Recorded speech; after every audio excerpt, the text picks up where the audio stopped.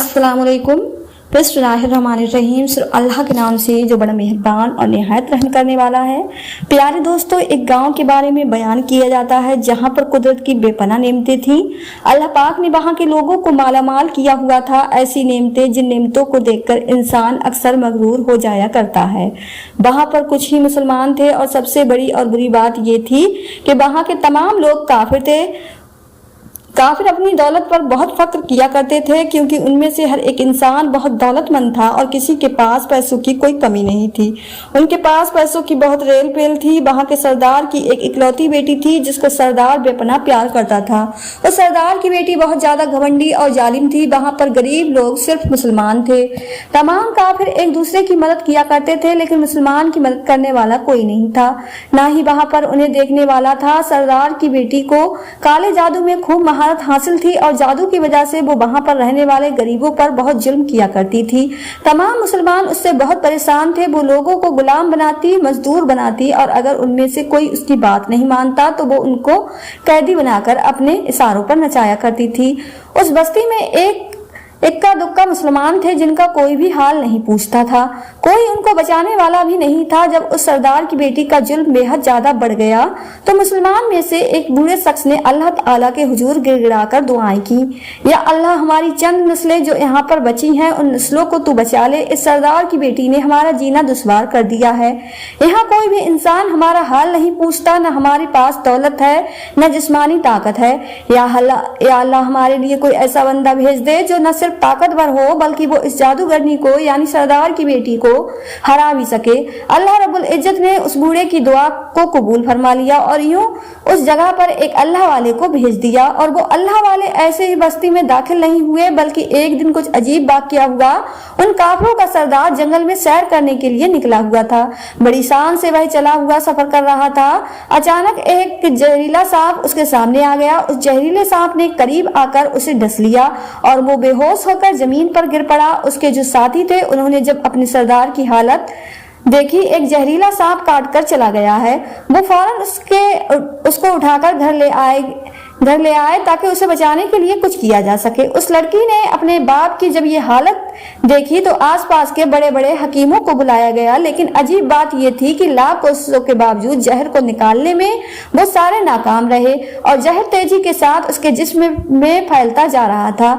लेकिन इस वक्त वहां एक दरवेश की आमद हुई। एक अल्लाह वाले वहां पर आ गए। उन्होंने देखा कि अल्लाह पाक ने इसी मकसद के तहत वहां भेजा था। उस अल्लाह के वली ने सरदार के घर के पास पहुंचकर दरवाजे को खटखटाया। नौकरों ने पूछा, तुम कौन हो, तुम्हें किससे मिलना है? उस अल्लाह वाले ने कहा, क्या यहाँ के सरदार को सांप ने डस लिया है? नौकर कहने लगे, तुम्हें कैसे पता कि उन्हें सांप ने काटा है? तुम तो हमें यहाँ अजनबी मालूम देते हो, हमने तुम्हें आज तक यहाँ पर नहीं देखा। उसने कहा, मैं मुसाफिर हूँ और मुझे खबर मिली है कि यहाँ के सरदार को जहरीले सांप ने डस लिया है और कोई भी उनका इलाज नहीं कर रहा है। नौकरों ने कहा, तुम कौन हो? अल्लाह वाले ने कहा, मैं हकीम हूँ और मैं उनका इलाज करने की जरूरत से यहाँ आया हूँ। वो नौकर अल्लाह वाले की हालत को देखकर हंसने लगे क्योंकि आपने फटे पुराने कपड़े पहन रखे थे और देखने से बहुत गरीब मालूम देते थे। वह नौकर कहने लगे, तुम इतने बड़े सरदार का इलाज करोगे? अरे यहाँ आसपास के बड़े बड़े हकीम बुलाए गए। हमारे सरदार के पास पैसों की कोई कमी नहीं है और तुम जैसे गरीब से वो भला अपना इलाज क्यों करवाएंगे? दरवेश ने कहा, अगर तुम चाहते हो कि तुम्हारे सरदार की जान बच जाए तो फिर मुझे अंदर आने दो। वो गुलाम कहने लगे, ठीक है, हम अंदर से इजाजत लेकर आते हैं। नौकर अंदर गए और सरदार की बेटी से कहा, बाहर एक गरीब आया है, खाली है, सिर्फ फकीर मालूम देता है लेकिन कहता है कि मैं हर मर्ज का इलाज कर दूंगा और जहर जो तेजी के साथ फैलता जा रहा है उसको निकाल कर फेंक दूंगा। उसकी बेटी कहने लगी, ठीक है, उसको अंदर बुलाओ। जब वो अल्लाह वाले उस घर के अंदर आए तो देखा सरदार जहर के दर्द से तड़प रहा है और अपनी टांग को बार बार बिस्तर पर पटक रहा है। और अल्लाह वाले ने उसके पैर की तरफ देखा और जहां सांप ने काटा था उस जगह अल्लाह वाले ने थूक दिया और फौरन वहां से भाग गए। उसके सारे सिपाही और उसकी बेटी ये देखकर हैरान हो गए कि यह भला कौन सा दीवाना है, कमरे में आया और इलाज करने की बजाय उस जगह पर थूक दिया जहां पर सांप ने काटा था और भाग भी गया। उसको कोई गिरफ्तार भी नहीं कर सका। सरदार की बेटी गुस्से में तिलमिला रही थी, इसने गुस्ताखी की है। उसने कहा, चलो कोई बात नहीं, थूक को साफ करो, मैं अभी उसे गिरफ्तार करती हूँ। लेकिन जैसे ही हकीम ने थूक को साफ करने के लिए रुमाल पकड़ा तो ये देखकर हैरान होते हुए रुक गया। उसने उंगली से थूक को सांप के काटने वाली जगह पर अच्छी तरह से मल दिया। सरदार की बेटी कहने लगी, आप ये क्या कर रहे हैं? उस फकीर बाबा ने मेरे बाप की टांग पर थूक दिया और आप उस थूक को मल रहे हैं। हकीम ने अपने हाथ के इशारे से सरदार की बेटी को रोक दिया। जैसे ही उस थूक को उस सरदार के टांग पर मला गया, फौरन जहर का असर खत्म हो गया। जो टांग काटने के काबिल थी वो टांग बिल्कुल पहले वाली हालत में आ गई और पूरी टांग जो नीली पड़ चुकी थी अब असल रंग पर आ गई। और जब वो कबीले का सरदार होश में आया तो हैरान रह गया जब उसे बताया गया कि एक फकीर बाबा के थूकने की वजह से आप ठीक हुए हैं। तो उसने कहा, भाई वो तो हमारे लिए मसीहा है, तुम लोगों ने उन्हें जाने क्यों दिया? जो उन्हें मेरे पास लेकर आएगा उन्होंने हम पर बहुत बड़ा एहसान किया, हम उसके एहसान का बदला जरूर चुकाएंगे। उसकी बेटी जो खामोशी से अपने आप को देख रही थी उसने कुछ भी ना कहा। गांव के सरदार के कहने पर सारे सिपाही उन अल्लाह वाले को ढूंढने के लिए निकले। वो लोग चारों तरफ फैल गए लेकिन कहीं भी उनको ऐसे अल्लाह वाले का पता न चला। फिर जब सिपाही तलाश करते हुए जंगल में दाखिल हुए, वहां एक दरख्त नीचे एक आदमी को इबादत करते हुए देखा। वो गौर से उस अल्लाह वाले को देख रहे थे। ये क्या कर रहे हैं? ये किस तरह की इबादत कर रहे हैं? हम लोग तो अपने बुतों के आगे हाथ जोड़ते हैं और ये न जाने किसका सजदा कर रहे हैं। खैर, इबादत के बाद फौरन उन अल्लाह वाले को पकड़ लिया गया और गांव के सरदार के सामने पेश किया गया।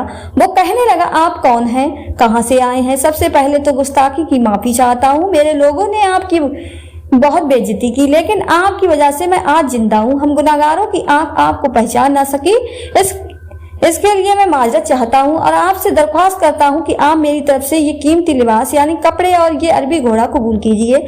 अल्लाह वाले ने मुस्कुराकर उसकी तरफ देखा और कहा, ये घोड़ा और ये लिबास बहुत कीमती है। मैं ये लिबास पहनकर इस घोड़े के लिए घास काटूंगा तो क्या अच्छा लगूंगा? गांव के सरदार ने कहा, आप फिक्र ना करें, घोड़े के साथ हम नौकर भी आपको देंगे। अल्लाह वाले ने कहा, इतनी मालो दौलत और नौकरों के साथ मैं अकेला रहूंगा? गांव का सरदार बोला, हुजूर, आपकी ये बात सुनकर मैं सोच में गुम हो गया हूँ, लेकिन यह मेरी बेटी आपके सामने हाजिर है। बेटी हैरत से अपने बाप को देख रही थी कि मेरा बाप क्या कहने वाला है। सरदार ने कहा, मेरी बेटी जिसे आपने देख लिया है इसकी शादी आपसे कर दी जाएगी, मगर एक शर्त है, आपको अपने मजहब को छोड़ना होगा। मेरे सिपाहियों ने आपको इबादत करते हुए देखा है। जहाँ तक हमारी मालूमात है, हम बुतों के आगे सजदा करते हैं, उनकी इबादत करते हैं और आप जिसके आगे सजदा कर रहे थे वो आपका अल्लाह है, यानी आप मुसलमान हैं, इसलिए आपको अपना मजहब छोड़ना होगा। क्या आप ऐसा कर सकते हैं?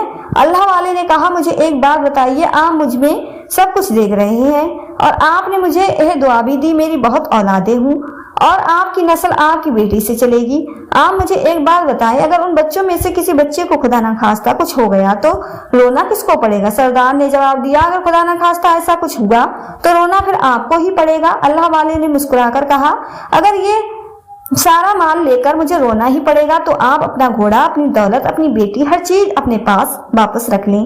मैं खुश हूँ, मैं एक मुसलमान हूँ। अगर ये तमाम चीज लेकर मुझे अपना मजहब छोड़ना पड़े तो मैं अपनी जान देकर भी अपने मजहब को नहीं छोड़ूंगा। जिस रब ने मुझे पैदा किया है, क्या उस रब के दीन को छोड़कर आपके पास चला आऊंगा सिर्फ इन चंद पैसों के लिए? मैं हरगिज ऐसा नहीं कर सकता। और हाँ, मैं अपनी दरवेशी में बहुत खुश हूँ। अल्लाह ने मुझे जिस मकसद के लिए यहाँ भेजा था, मेरा वो मकसद पूरा हो जाए। गांव के सरदार ने पूछा, आपका क्या मकसद है? अल्लाह वाले ने कहा, यहाँ के मुसलमान पर जो जुल्म हो रहा है, बस अल्लाह की मदद से उन्हीं के लिए यहाँ आया हूँ। यह कहा कि अल्लाह वाले जाने लगे तो